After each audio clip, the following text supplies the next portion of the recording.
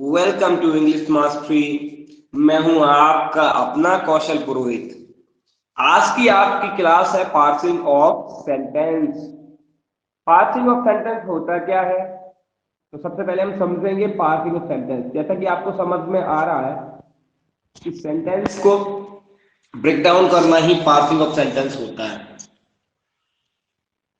यहाँ पर हम सेंटेंस को पार्सिंग क्यों करते हैं, ताकि हम सेंटेंस के जो कंपोनेंट्स पार्ट्स हैं, जो सेंटेंस के वर्ड्स हैं, उनको डीपली अंडरस्टैंड कर सके, समझ सके सेंटेंस को, पूरे सेंटेंस को अलग अलग पार्ट्स करके, और उनको डिफाइन कर पाए कि ये कौन सी पार्ट्स ऑफ स्पीच के अंतर्गत आता है।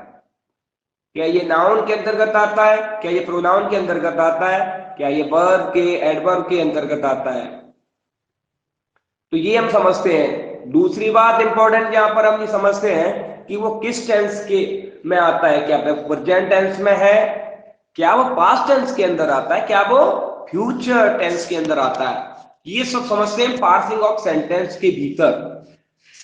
तो हम ये हमारे लिए, अब ये तो बता दिया पार्सिंग ऑफ सेंटेंस होता क्या है। अब क्यों इंपॉर्टेंट है भाई, सवाल ऐसे जो क्वेश्चंस हैं जो इंग्लिश एग्जाम का, उसमें ऐसे क्वेश्चन पहले ही पूछे जाते हैं। ये बेसिक्स है, आपको आइडेंटिफाई करना होता है जब इस तरीके से आपको दिया जाता है।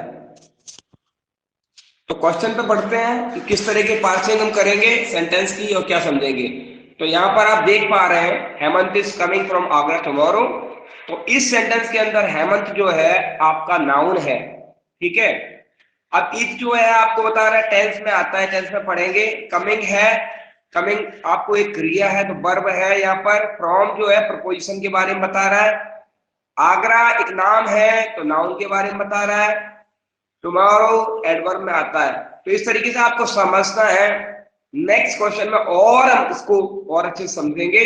रमेश एक नाम है तो नाउन है, एंड है, दो सेंटेंस, जो दो वर्ड्स को, सेंटेंस को कनेक्ट करता है वो कंजक्शन होता है, ठीक है। दे है, आपका दे जो वर्ड है वो नाउन नहीं प्रोनाउन के अंतर्गत आता है।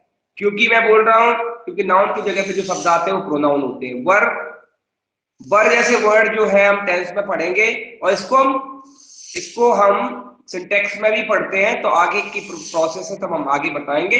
गोइंग जो आपका है वो वर्ब के अंतर्गत पढ़ाएंगे। टू जो आपका है प्रपोजिशन के अंतर्गत पढ़ेंगे। मुंबई जो आपका नाउन के अंतर्गत आता है। यस्टरडे जैसे टुमारो था वैसे यस्टरडे है तो एडवर्ब में आएगा। नेक्स्ट आपका लास्ट, मैंने अल्लाह ही हैज डाइड, तो अलास पहले से ही आपको एक्सक्लेमेशन पार्ट ऑफ स्पीच का एक पार्ट है। तो एक्सक्लेमेशन में यहाँ पर क्या आएगा, ही आ जाएगा। ही जो कि नाउन की जगह पे आया है, प्रोनाउन है जो आपको टेंस के बारे में बता रहा है। डाइड वर्ब के बारे में बता रहा है। तो इस तरीके से पार्सिंग ऑफ सेंटेंस आपको करना है। कोई भी क्वेश्चन आ जाए किसी तरीके से, अगर पूछ दिया जाए choose the verb in this sentence, तो आप वर्ब को चुन सकते हैं कि ये वर्ब है, जैसे डाइड है।